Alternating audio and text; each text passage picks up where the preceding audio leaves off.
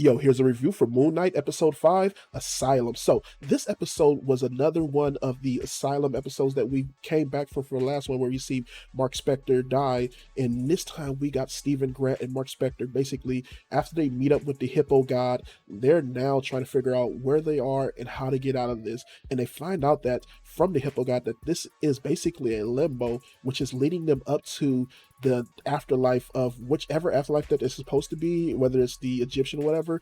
And they're now going to figure out how to get out of this, how to kind of equal their hearts so that they won't die and end up in this sand pit and just, figure themselves out here. And when I say that Oscar Isaac's acting here was top notch and phenomenal. Holy heavens, man! He did such a good job at portraying the character of Mark Spector and Stephen Grant to where you really felt like these were two separate people having conversations, having this general dialogue with each other, and really going through all these emotions. You kind of start off this episode where you get Spector going through his past and seeing like these zombie type people that he has killed previously in the past, sitting inside a room, and they got to figure out, what's going on with that, why are they here. He sees a kid who turns out to be his younger brother, and now you have to go through his memories and see why everything happened to Mark Spector.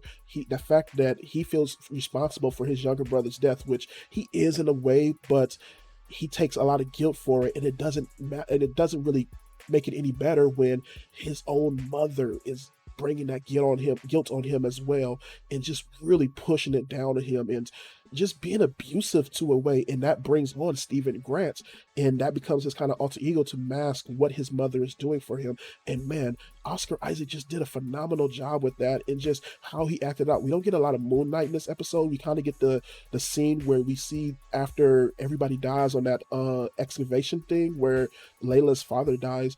We do get to see that Khonshu calls him up and turns him into Moon Knights, and that was a really dope part. But for the most part, we spend our time here in this asylum and in Mark's memories, trying to figure out what happened and how he gets to where he is. I love some of the things in this episode, like the transitions they use between memories and between the asylum, coming back to the asylum and seeing Ethan Hawke's character, and he kind of looks like Ned Flanders. There's a whole joke that goes on there, but all that stuff is just really, really great. There's a little bit of stuff here where the kind of kid story of him being responsible for his younger brother's death is kind of cliche and been done before, but I do enjoy what they did with it and how they used it here. All that stuff is really, really dope.